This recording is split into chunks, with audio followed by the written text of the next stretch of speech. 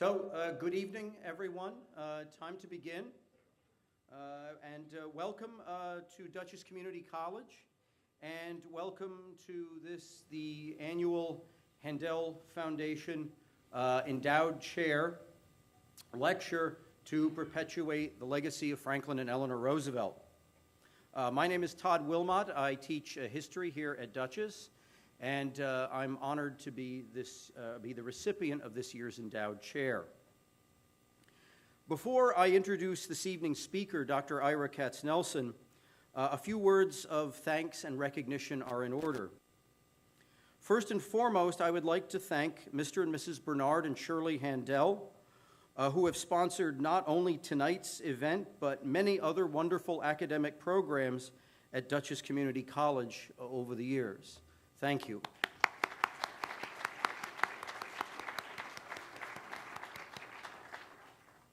Second, I would like to thank the president of Dutchess Community College, Dr. D. David Conklin, for his continued support of the many academic and cultural events that are hosted by the college every year. So thank you, Dr. Conklin. Third, I would like to thank the Dutchess Community College Foundation and its director, Christine Kane, for planning and organizing this event and so many others like it. So thank you to the foundation. And finally, a word of thanks to Dr. Werner Steger and my other colleagues in the Department of History, Government, and Economics, whose support has made this event possible. So thank you, HGE. A few notes on tonight's program. At the conclusion of Dr. Katznelson's lecture, there will be time for questions from the audience, and portable microphones will be made available on either side of the theater. Afterward, Dr. Katznelson will be signing copies of his latest book, Fear Itself, The New Deal and the Origins of Our Time, in the lobby just outside the theater, where those books are also for sale. Finally, out of respect to our speaker and our guests, I would ask that everyone please turn off their cell phones and similar devices during tonight's program. Thank you.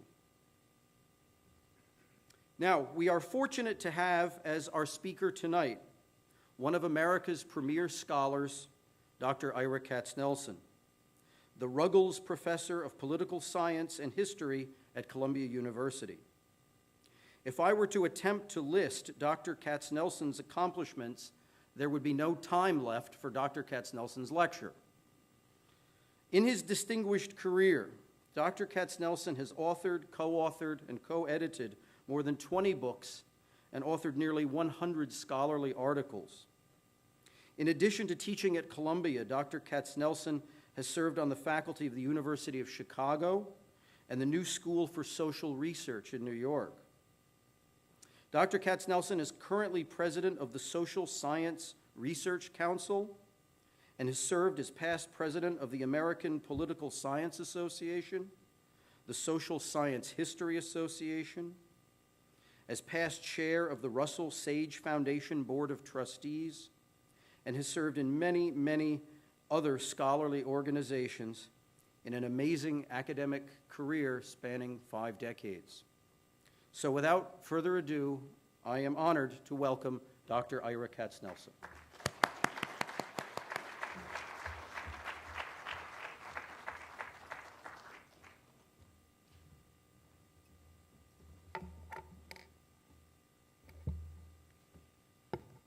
Well, that was a remarkably gracious, excessive, but thank you, introduction.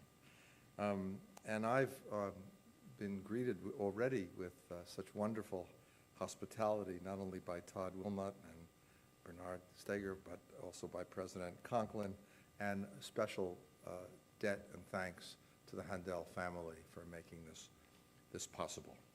Well, my subject tonight is reflections on fear and democracy, the New Deal and its legacies. And much of what I have to say will not be a summary of this recent book of mine, but will be a set of reflections concerning themes I raise in that book about the relationship of fear and democracy. Now, we all know, I trust everyone in this room knows, that Franklin Delano Roosevelt's first inaugural contained one of the most famous lines in American history. So first of all, he said, "Let me assert my firm belief that the only thing we have to fear is fear itself, nameless, unreasoning, unjustified terror, which paralyzes needed efforts to convert retreat into advance." We actually know that he added that sentence in his own hand to the draft of the speech that was presented to him by speechwriters. It's perhaps a bit churlish of me to say that I think it was a sentence that was factually wrong.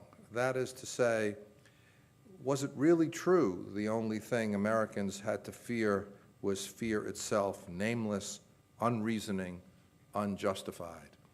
In that period, this is March 4th, 1933, 25% of Americans were without employment. And in an age when women primarily did not work in the wage labor force, something like 4 in 10 American families did not have a wage coming into the household. The Roosevelt administration was characterized not only by the collapse of the economy, but also by the competition of an unprecedented type of mass dictatorship, whether in Moscow, Rome, or Berlin. These new one-party mass dictatorships claimed not to be traditional autocracies, but claimed to be better democracies, precisely because they represented the people, the working class in the Soviet Union, the Italian nation, the German race, more directly than democratic representative democracies could represent their own people. So a second source of fear at the very moment Roosevelt took his presidency was fear of those dictatorships and their competition. Could they solve problems more efficiently and successfully than we? And while Roosevelt was still president, the country faced not only those dictatorships, but ultimately a great war, a war that was characterized by greater violence than had been the case of any war in human history heretofore, previously, or subsequently. 63 million people, roughly, died in the Second World War. The majority were civilians. And at the end of the war, the Holocaust was discovered by those of us in the West, and atomic bombs, as we were discussing earlier over dinner, ended the war in Japan. More sources of fear, unprecedented kinds of violence that might endure.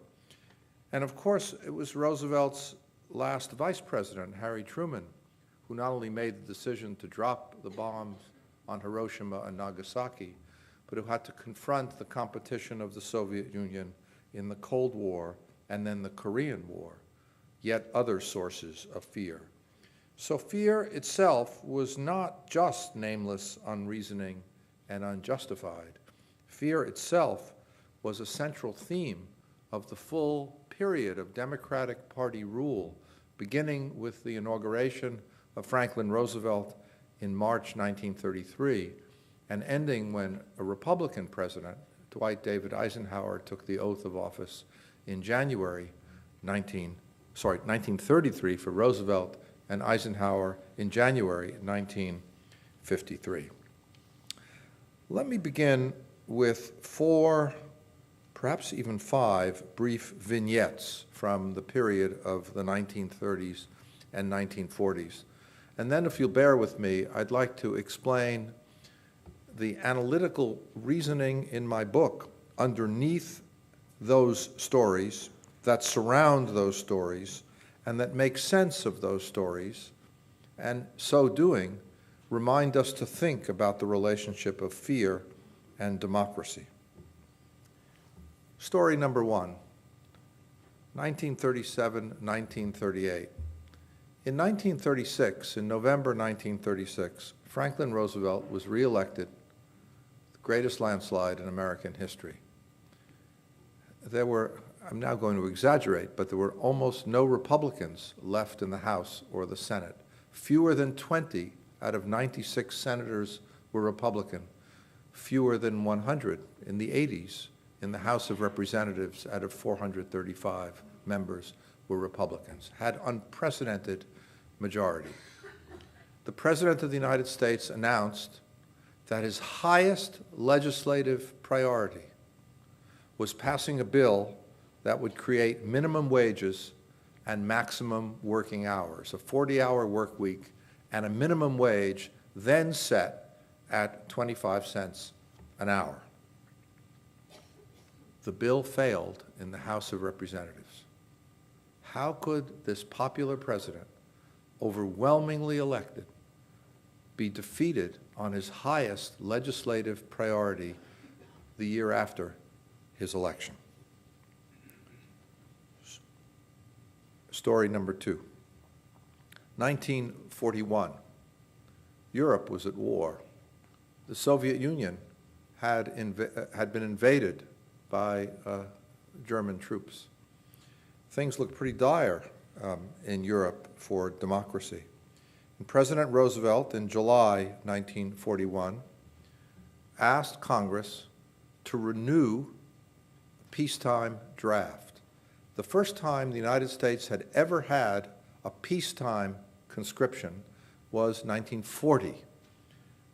But the bill that passed in 1940 was a law that limited the draft to 1 year and restricted soldiers to the Western Hemisphere, so that isolationists, people who did not want the United States to possibly go to war in that period, and more internationalist members of the House and Senate could join together to vote for that peacetime draft on the grounds that the homeland would be defended if need be. But 1941, Roosevelt asked the Hill to pass a law that would end those two restrictions. The draft would no longer be restricted to 1 year, and soldiers would not be confined to the Western Hemisphere. That bill passed the United States Congress, actually passed the House of Representatives by a vote of 203 to 202. If only one member of the House had changed his vote, and they were all his in that period, the United States would have had an army when Pearl Harbor happened 5 months later, smaller than Belgium. And it would have taken at least a year and a half or 2 years to regain a military footing capable of fighting the enemy. Third story, 1944. The United States had 12 million men and women, mostly men, under arms. There was a presidential election in 1944. How would soldiers get to vote? Well, no one would argue soldiers should not be allowed to vote. After all, they're risking their lives for the United States of America. The president proposed that every soldier in the field, and recall that the election November 44 happened after D-Day, so we had millions of soldiers on the ground in France and on ships in the Pacific. Every soldier should be given a ballot, a federal ballot in the field, because they couldn't write in for absentee ballots. And they could write the name, Thomas Dewey, the Republican candidate, the governor of New York, or Franklin Delano Roosevelt. But the bill that passed Congress was not the Roosevelt bill. The bill that passed Congress was a law that did give a federal ballot to soldiers in the field, but the law stipulated that those votes would only be counted if the state legislatures of given states would agree to receive those votes. And as it turned out, a good many American states did not vote to receive those ballots. Two more of the vignettes, and then let me say what joins them together.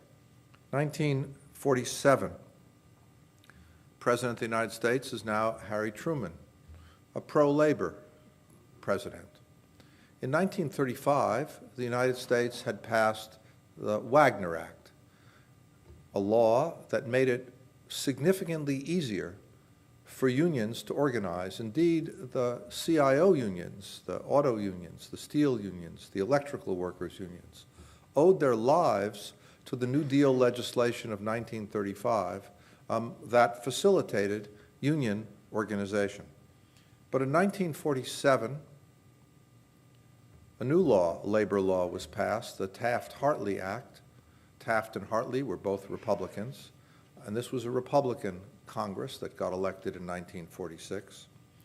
And this new law, this new labor law, made it much harder to organize trade unions. It created what have come to be known as right-to-work laws.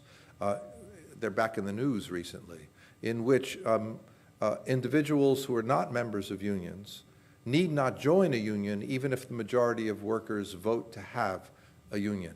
And in such circumstances, it's very difficult to sustain a union because there are no incentives to join. The union will negotiate wages and working conditions. You'll get them whether or not you're a union member, the so-called free rider problem. President Truman vetoed Taft-Hartley. He called it, and I quote, a slave labor bill, but it passed over his veto. The last and very last of these vignettes for now, 1949. In 1949, with the Cold War, if not at its peak, at a somewhat of a high point, Congress passed amendments to the 1947 National Security Act. The 1947 National Security Act created all the institutions we know today in terms of national security. The Department of Defense and the Pentagon were created, the Pentagon was created in 1947. The Joint Chiefs of Staff was created in 1947. The National Security Council and the White House created in 1947.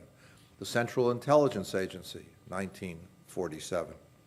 In 1949, with these new young institutions in motion, Congress passed additional legislation that created walls, that built walls around the national security state to protect those institutions from ordinary democratic scrutiny.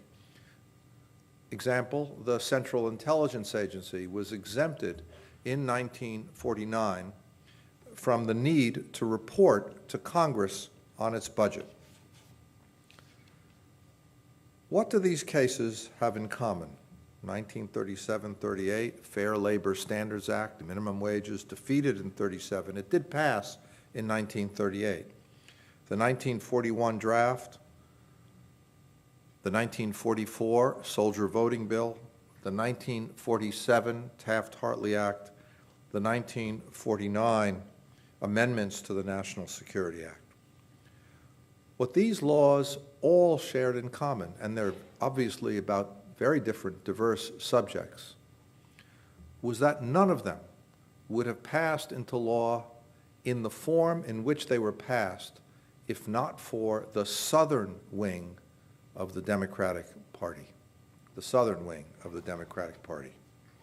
In this period, in the period of the 1930s and 1940s, indeed until the 1954 decision of the Supreme Court in Brown v. Board of Education that outlawed racial segregation in schools, until 1954, the United States had 17 states, not just the 11 that seceded during the Civil War, but had 17 states that mandated racial segregation. They were a very heterogeneous bunch, Mississippi and Delaware, Maryland, South Carolina, Oklahoma and Florida, and on and on. 17 states elect 34 United States senators. In 1940, every single one of those United States senators was from a Jim Crow segregated state.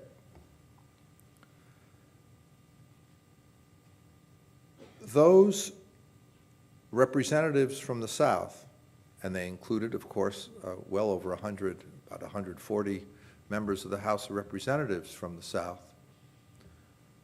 had very special advantages.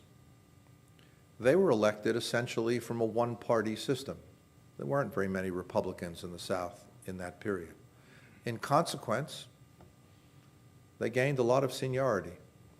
The majority of committee chairmanships in the House and Senate were held by Southerners. The majority of the leaders of the House and Senate were Southern, including very famous names like Sam Rayburn and later Lyndon Johnson. Southern members of Congress, moreover, had the advantage of not really having many constituency pressures except on one question, the race question. They were elected from a very low franchise democracy, a kind of autocracy. The rules that were put in place to restrict black voting also restricted white voting. Poll tax, for example. In the state of Mississippi in the 1940s, it cost $1.50 to vote. Not much, you might say, although half of Americans don't vote today when it's free, but $1.50 to vote. But if you had not voted in the previous election, or any previous election, the $1.50 tax accumulated. So if you hadn't voted in 10 times, you now owed $15. And the average family income in Mississippi in the 1930s was $400 a year. So just think about what that would cost in today's dollars with an average American income to vote. Well, in 1938, Mississippi, with a population of 2.3 million, elected 7 members to the House of Representatives. And the sum total of votes cast in Mississippi was 43,000. So this is a remarkable democratic, in quotes, system. Now, the Southerners were not, let me add just one more little fact. After 1938, the majority of Democrats in the House and Senate were from these Southern states. In the landslides of 1932 and 1936, many Democrats were elected in the North and in the West from districts that ordinarily had been Republican. The crisis of the economy was so profound that people turned to Roosevelt, and he earned their trust in the first term by the remarkable legislative achievements of the New Deal and the beginnings of the recovery of the economy. But by 1938, Republicans were making a comeback. And 1940 and 42, indeed in 1942, more Americans voted Republican for the House of Representatives than voted Democrats. But because the South had so many structural advantages and because so few people voted in the South, the Democratic Party continued to be the majority party in the House of Representatives. So this Southern bloc, which I believe has been underappreciated in its role, dominated many of the key legislative moments of the 1930s and 1940s. Now, these Southerners were not all of one type. Some were remarkable racist demagogues. Theodore Bilbo of Mississippi, who would speak regularly about the mongrelization of America. He attacked Jews as well as African Americans regularly on the floor of the Senate. He also declared himself to be a 100% New Dealer when he ran for re-election. Because Bilbo, like much more distinguished, if you like, or palatable or decent Southern members like the liberal Claude Pepper of Florida, Bilbo, like Pepper, was a New Dealer because the South was incredibly poor. Only 30% of agrarian rural houses in 1930, according to the census, only 1 in 3 in the South had both running water and electricity, and only 1 in 10 for black people in the South who lived on the land. So the Southerners, the Southern Democrats were not conservatives. They loved the New Deal. They loved New Deal spending. They liked the transfer of money through relief. They liked the money, rightly, that Social Security brought to older people, ultimately, in the South. They voted for the Wagner Act. But indeed, in the 1930s, Southern members of Congress regularly voted for all of the New Deal, but always with a proviso that the President of the United States never had insisted on, namely that farm workers and domestic workers, maids, not be included in the legislation.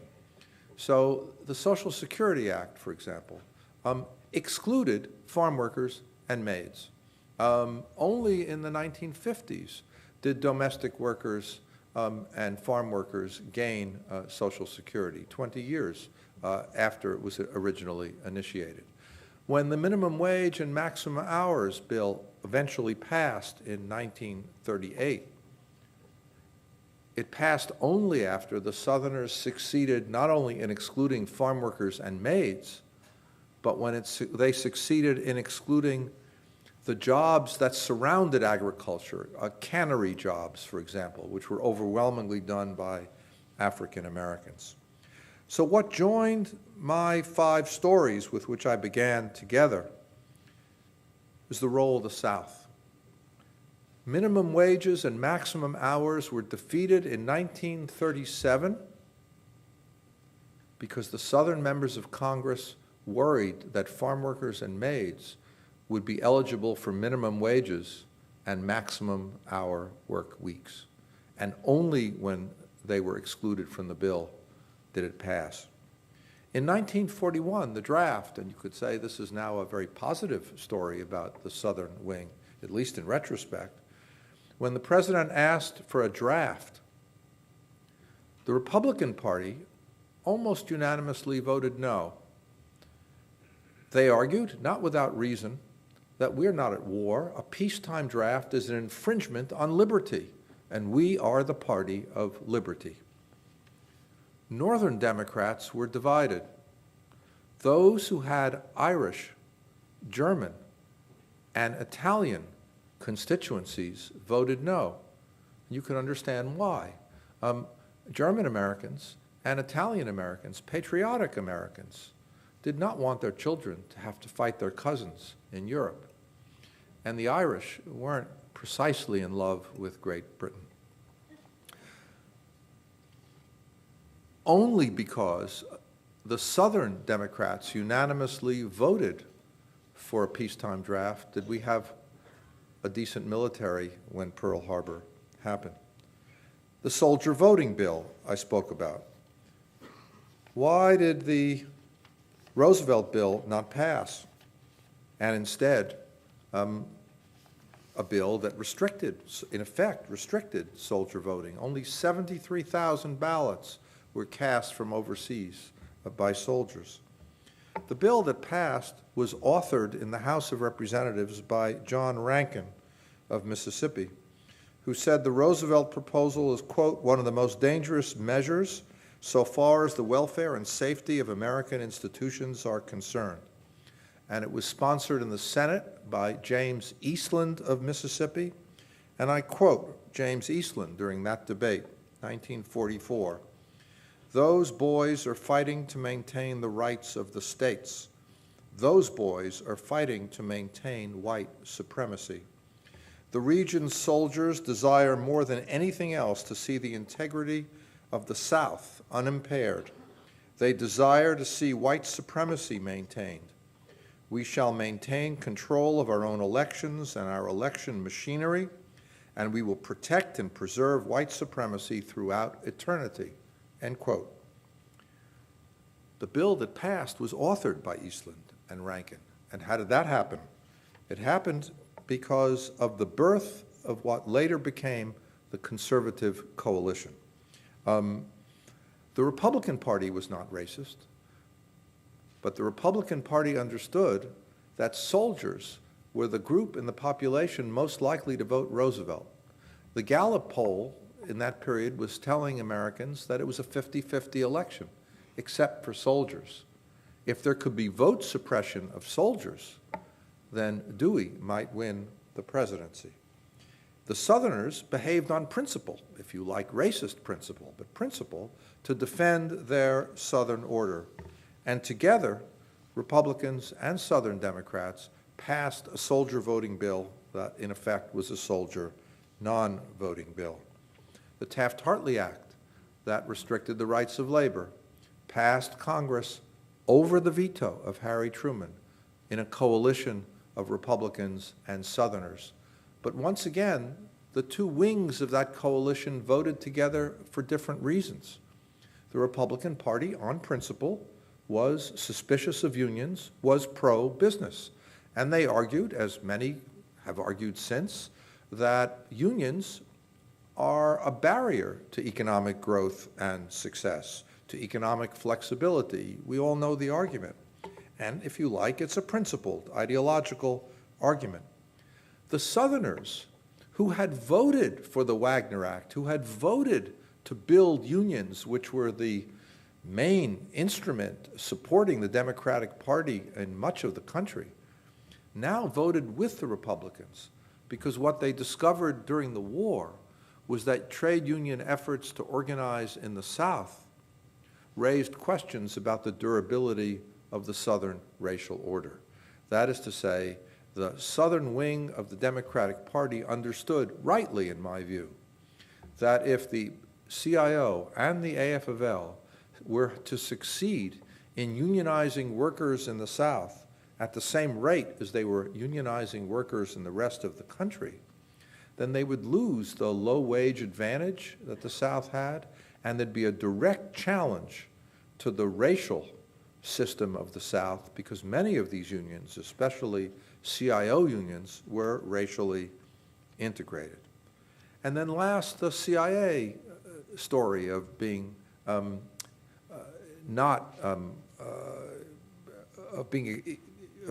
being able not to report their budgets to Congress.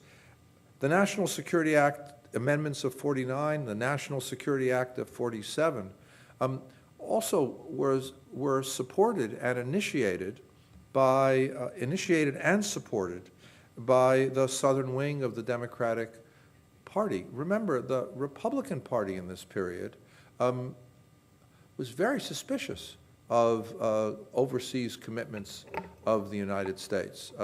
The leader of the Republican Party in the Senate, Senator Taft of Ohio, who almost was nominated for the presidency both in 48 and especially in 1952, opposed NATO and the stationing of U.S. troops in Europe after the war on the grounds that we would be involved in continuous conflict. Many Northern Democrats supported that position. Remember, in 1948, Henry Wallace ran for president against Harry Truman on the Progressive Party platform that in effect tried to blame the United States exclusively for the Cold War. There was a lot of suspicion in parts of the Northern Democratic Party of overseas commitments. And once again, it was only because a unanimous Southern bloc supported the new national security state that we got the institutions that we got. Now, this brings me to a very brief summary of the key analytical decisions I made in writing a book about fear and democracy. I should say at once that everything I've said about the American South is a story about fear, because the Southern system was premised on fear. It was a system of organized racial humiliation, inscribed in law and enforced by both public and private violence. To live in that system, especially if you were African American, meant to live in a system of fear. Now, one thing you may have noticed in my remarks so far is that in speaking of the New Deal era, I've in effect extended it to include the administration of Harry Truman, who came to office in April 1945 with the death in Warm Springs, Georgia, of President Roosevelt. And the first decision I made, perhaps a simple decision, maybe even a simple-minded decision, in writing a book about the New Deal was to extend the temporal range to include the Truman Administration. After all, he was the last vice president of Franklin Roosevelt. But there are two main reasons to have done that. The first is they help us see an outcome we wouldn't have seen otherwise. And the second is by extending the time through the Truman Administration, we then are forced to grapple with fear. The first point. In 1933, when Franklin Roosevelt took that oath of office, the national government was very modest in size, quite puny. Over the course of 20 years of the Roosevelt and Truman administrations, the federal government strengthened considerably, but in two entirely different ways. On the domestic side, we built a state, a national government in Washington that was, if you like, thick with procedures and interests and thin on public interest. And I'll say what I mean by that. I don't mean that it wasn't a publicly interested government. Once the federal government grew in scale, interest groups started coming to Washington. Lobbyists started coming to Washington. Congressional procedures became the site of a new kind of domestic politics. I don't know if anyone here has read the 1951 book by the political scientist David Truman called The Governmental Process. When I was a student, it was the classic. It describes the kind of government we had, an interest group-based government, by the early 1950s. And when I said thin on public interest, I mean the following good democratic, lowercase d, democratic claim. In a democracy, unlike a dictatorship, we don't know what the public interest is until the procedures of democracy do their work. A Democratic Congress passes Obamacare. A Republican Congress might try to repeal Obamacare. Which is the public interest? The American people are divided on that question. Whereas in a dictatorship, whether it was Nazi or Soviet or fascist in Italy, the public interest was articulated by the one party, and that dominated. But we got a national state by the late 1940s, early 1950s, that was quite different. A national security state that was thin on procedures, but thick on public interest. That is to say, the public interest is for democracy against dictatorship. But procedures, like the Security Act of 1949 that exempted the CIA from budget oversight, the executive branch runs national security. Today, if we have surveillance of American citizens, the degree is decided in the National Security Agency with the oversight of the president. If drones are used, I'm not arguing rightly or wrongly to kill an American citizen who's involved in terror without trial. That's a decision taken by the President of the United States. Thin on procedures, thick on public interest. That dual outcome that we got, a two-headed state, national state, is the reason I call the book in its subtitle, The New Deal and the Origins of Our Time, because we continue to live with that dual state, with its advantages, the protections it gives us through national security, the democracy it gives us through thick procedures, and also its pathologies and its dangers. A Washington choked with lobbyists and a national security state that has very few restraints. The second reason to extend the period through the Truman administration is that's how we can see the layering of fear. And what is fear? What is fear? There was a great political fear. There was a great University of Chicago economist named Frank Knight who in 1921 wrote a book on risk and uncertainty and deep uncertainty. And he distinguished ordinary risk. We marry. Half of marriages don't end well, but we take a chance. We know the parameters within which we take the chance. We buy a home. Most homes go up in value, but not all and not always. We think we can assess the risk.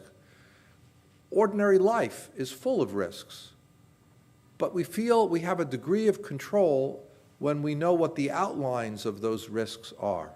But there are some circumstances that create what Frank Knight called unmeasurable uncertainty.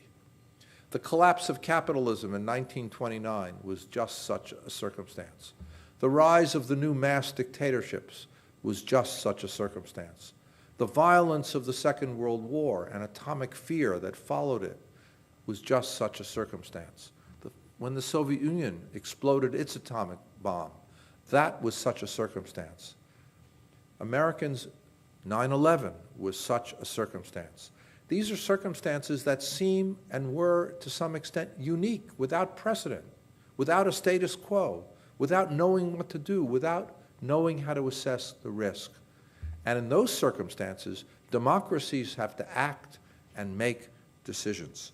And that we can see, fear both as context and as motivation when we extend the reach through the 1940s.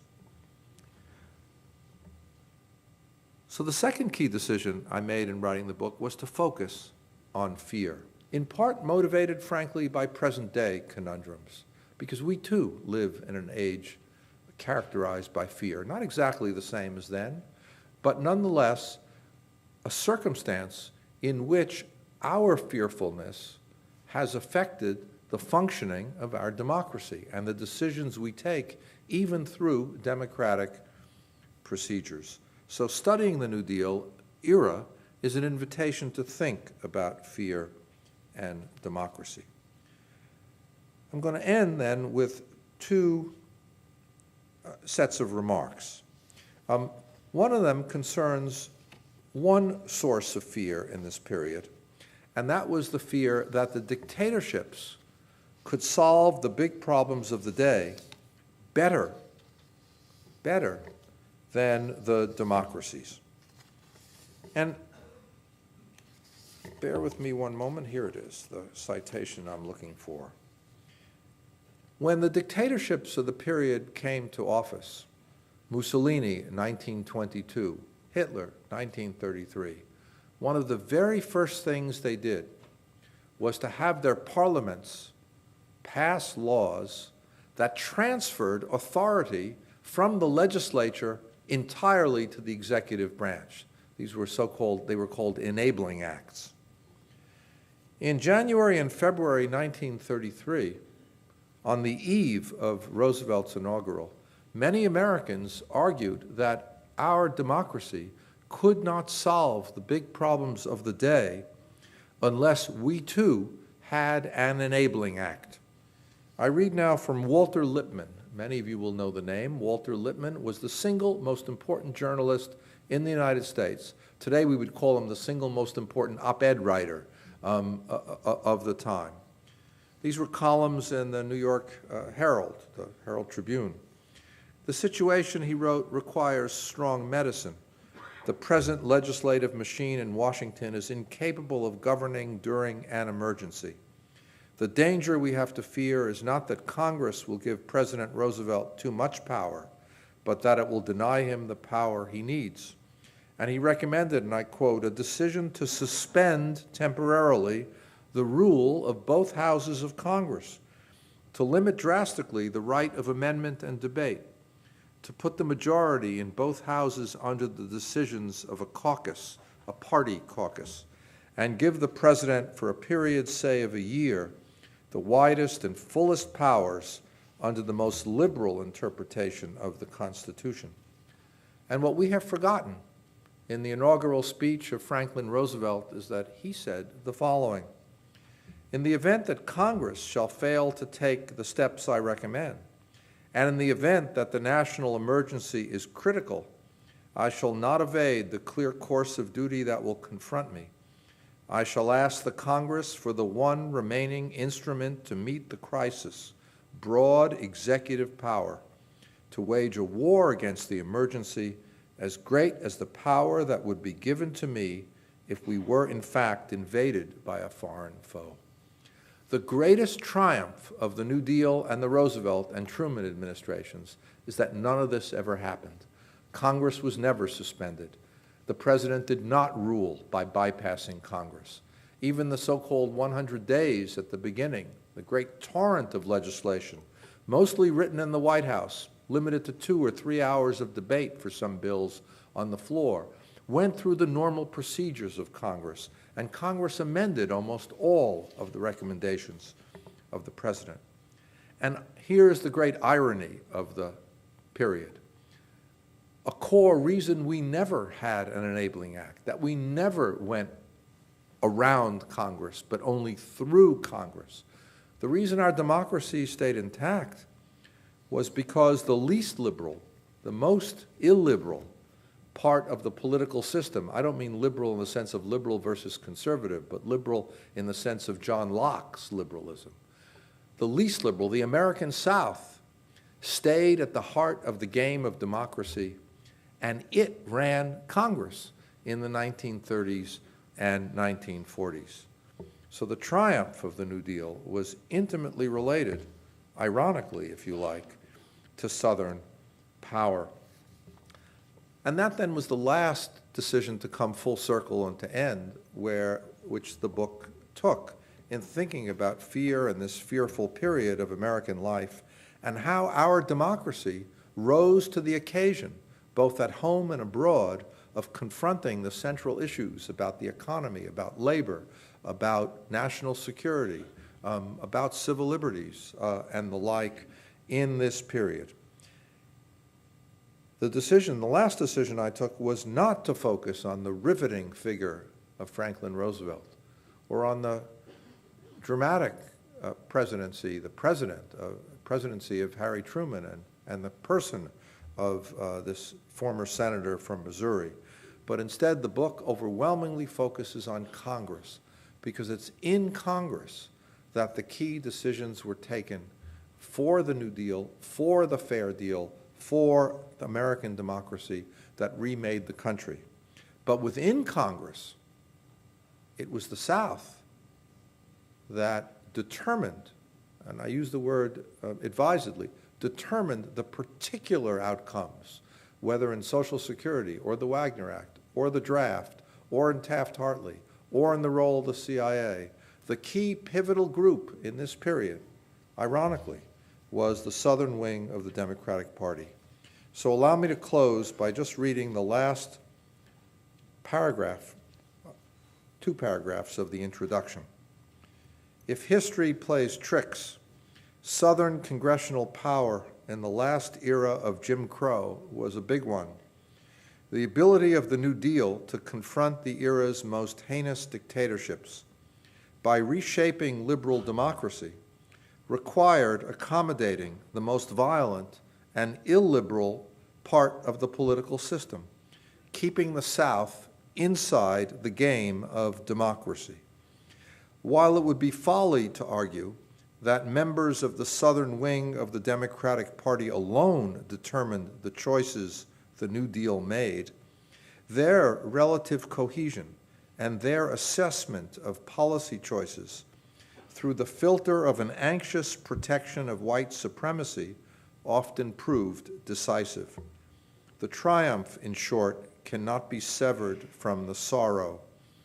Liberal democracy prospered as a result of an accommodation with racial humiliation and its system of lawful exclusion and principled terror.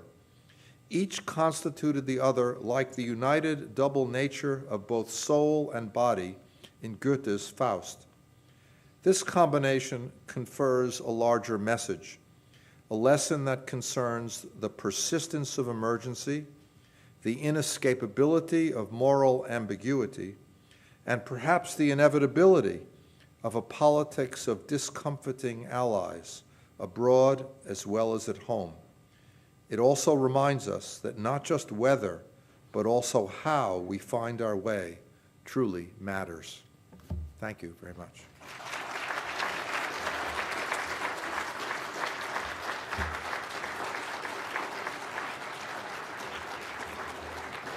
I'd be delighted to take some questions. There are mics.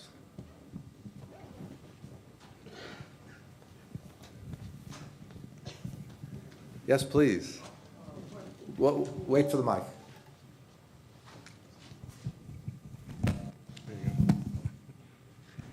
In your talk, you did not refer to a prevailing fear at that time, which seemed to prevail in every form of our political discussion, the fear of communism. The great fear in that period that a dictatorship might be required in the United States to keep communism from spreading, and the difficulties created, the fear of unions, the fear of labor growth was also tempered by the fact there was a great communist movement in the labor unions. And this was a prevailing factor in many ways affecting the legislation passed in that period. Everybody heard the question? So there was a fear of communism that was especially in the latter part of the period. And let's back up a little bit. In 1945 into 46, when the Nuremberg trials, which were trials of Nazi war criminals, were held, they were held under the combined authority of the United States, France, Britain, and the Soviet Union, who were the allies of the war. The Soviet Union, after all, was our ally of necessity during the Second World War. The judge, I'm coming to your question, but the judge who presided over the opening of the Nuremberg trial of Nazi war criminals was a man named Iola Nitkachenko.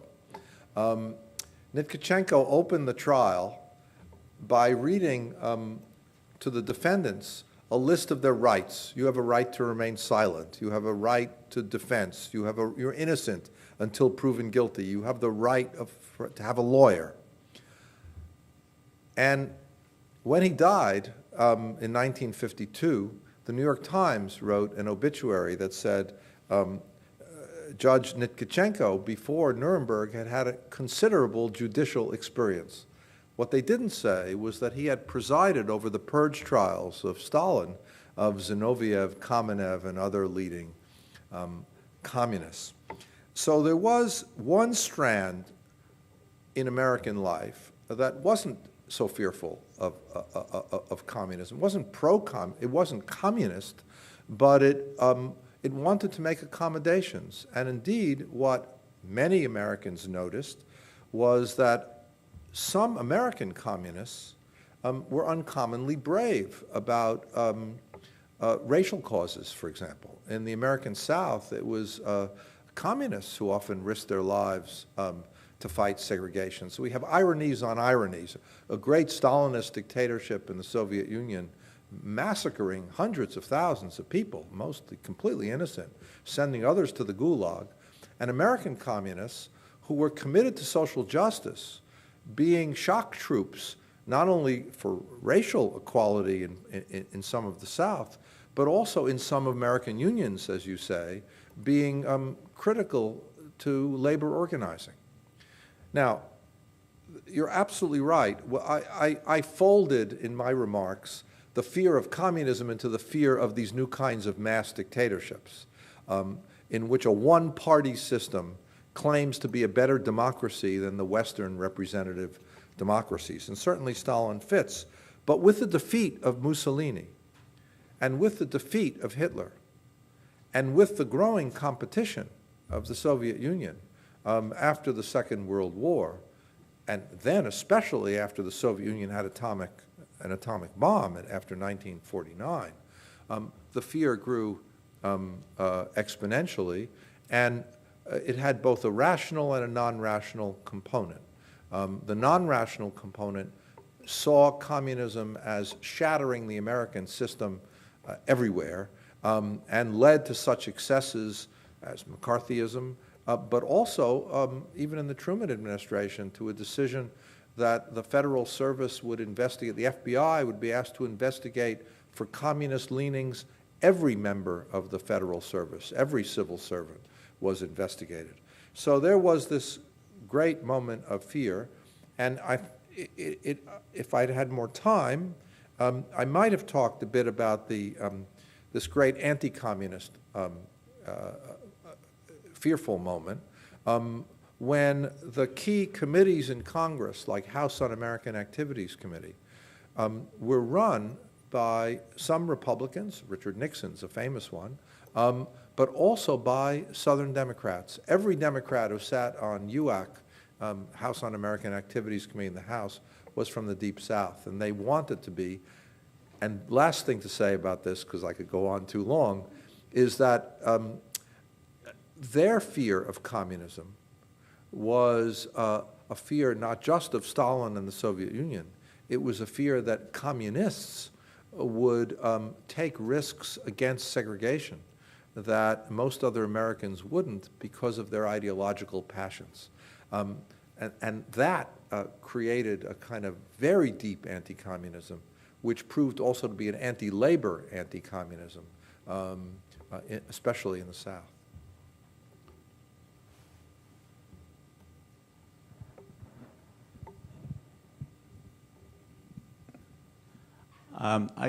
Roosevelt's soldiers' voting bill sounds like something that would pass a little easier in this day and age. But realistically speaking, voter fraud is hard enough to control on our soil. And think about that environment. Was that argument used at the time? And do you think that might have had something to do with it? The argument was used, but I don't think that's the reason it happened. That is, the question is, what about soldier fraud? Because the way the bill was, the Roosevelt bill proposed, is that every vote that would come back would be handed to a commanding officer who would have to personally certify, a senior officer would have to certify the legitimacy of the ballot. It had, and then there had to be a match of the ballot with the register of population in the given state. So I couldn't say I'm from Alabama if I'm from Michigan. So there were all kinds of safeguards built in. This is a case where, as I quoted Senator Eastland, our boys are fighting for white supremacy, he said. That's not hiding behind worries about fraud. That is saying explicitly, we're doing this because there are 1 million black soldiers under arms out of 12 million. They don't vote in the South. We're not going to give them the vote just because they're soldiers. And that was the motivation. The consequence of that was that the great majority of American soldiers who served at obvious risk to their lives overseas could not vote in 1944.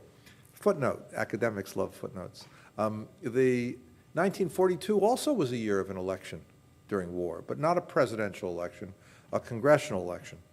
In 1942, Northern Democrats didn't want to upset their coalition with Southern Democrats, so they proposed a soldier voting bill that had no capacity whatsoever. That is to say, the bill that passed in 1942, and Republicans then criticized it for being a sham, not quite anticipating what they would do 2 years later.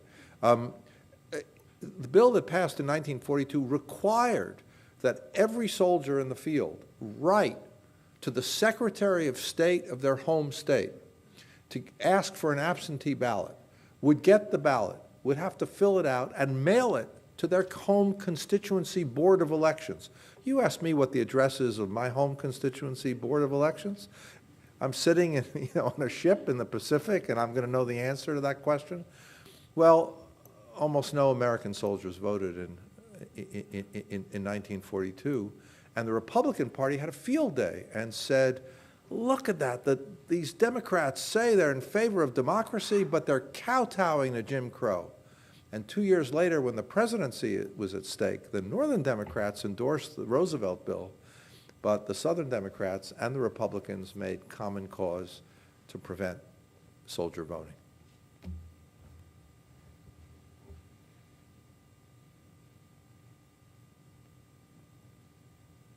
Any other questions?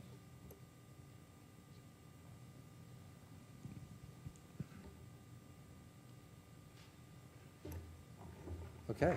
Thank you very much.